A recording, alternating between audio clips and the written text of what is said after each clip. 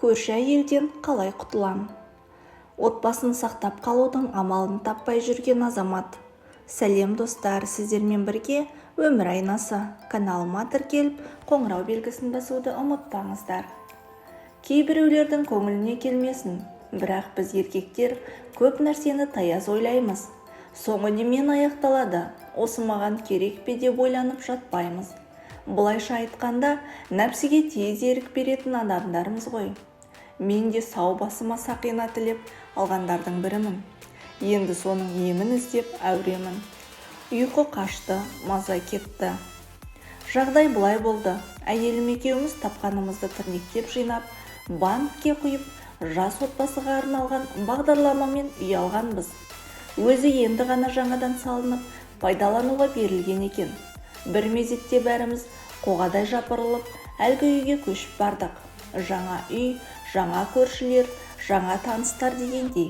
Арада біраз күн өткен соң, жаңадан қоныстанған көршілермен де таныс біліс болып қалдық. Қазақ емеспіз бе? Бір-біріміздің пәтерімізге қоныс құтты болсын айтып, кіріп шықтық.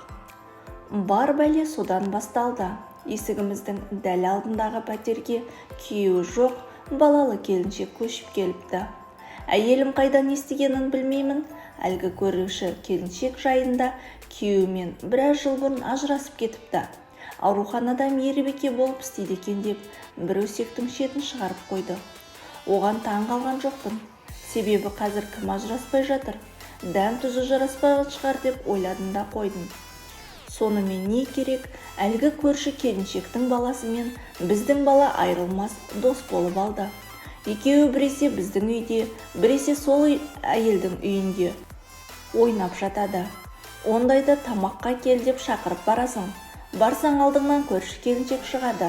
Жасы 30-ға әлі жетпеген, майысып қалған әйел, сәлемдесіп жағдай сұрасып, арасында баламды мақтап қояды. Одан әріге бармай, біраз уақыт түзіп жүрдік. Бірақ бірте-бірте әлгі келіншек, аға, ананы көтерісіп жіберіңізші, мына бір картинаны қағып беріңізші деп келіп тұрады. Әдемі басы бос келіншек қиылып тұрса, неге көмектеспеске? Тау қопар десе де қопаруға болады. Сөйтіп жүріп арамызда жұмбақ бір сезім пайда болды. Күніне мен оны, ол мені көрмесек тұра алмайтын халге жеткен сияқтымыз. Кейде көрші келіншек жөнінде әйеліммен дастархан басында әңгіме болса, қашқақтайтын болдым. Бір нәрсені артық айтып, білдіріп аламын ба деп қорқамын. Әйелімнің бетіне қарай алмай, сол келіншектен басқа әңгіме құрып қалды ма? Басқа әңгіме айтшы деп өтірік шақтырмаған сыңай танытамын. Әйелім аптасына 6 күн, күндіз жұмыста. Ал менікі ауысымдық жұмыс. 2 күн үйде, 1 күн жұмыстамын. Көрші келіншек те ауысыммен істейді. Тура мен демалатын уақытқа жұмысын туралап алған ба, әйтеуір алдымнан кесе көлденең шығып жүріп, мені өзіне қаратты. Аптасына бірер рет төсекте кездесе бастадық. Әйелімнің бетіне қараудан қалдым. Оның көзіне бүйтіп шөп саламын деп еш уақытта ойлаған емес едім. Жақсы көріп, сүйіп қосылған адал жарым еді. Шайтан түртті, теріс жолға түсіп кеткенімді байқамай қалдым.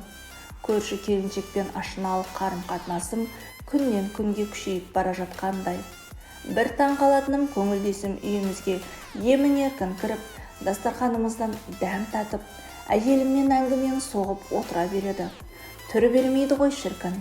Құрбысы болып алған. Ондайда мен қипақтап, екеуінің әңгімесін аңдып, сырым ашылып қалмаса екен деп қара терге малынам. Әзірге әйелім ештеңе сезер емес. Сөйтіп уақыт өтіп жатқан. Өткен аптада көрші келіншек үйіне шақырып алып, мен сенен 2 қабатпын деп жүрегімді зу еткізді. Бәлкім менен емес, басқа біреуден шығар, шыныңды айт деп өзіне қарай атылдым. Сенен басқа ешкімім жоқ. Кеше тексерілдім, 3 ай болыпты. Сенбесең жүр, ДНК сараптамасын жасатамыз деп өзіне сенімді сөйлеп отыр. Қанша ақша берейін, алдырып таста. Маған сенем, бала керек емес, отбасым қымбат деп қашуға әрекет жасап көрдім. Түк шықпады. Үлкен сұрақ, алдыра алмаймын. Басында ойлану керек еді. Қалайда бұл баланы туам. Балама серік болып өсіп кетеді. Ал сен жағдайды әйеліне ақырындап жеткіз. Түсінуі керек.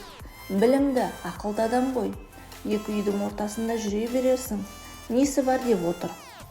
Сен мені құрттың, қайдан ғана жолап едім саған деп айқайлап, бұрылып кеттім. Негізінде азғырғанына ермей, тыныш отырмаған өзім кінәлім ғой. Төсекке сүйрегенде бала жағын ойламаған өзімде оңбаймын.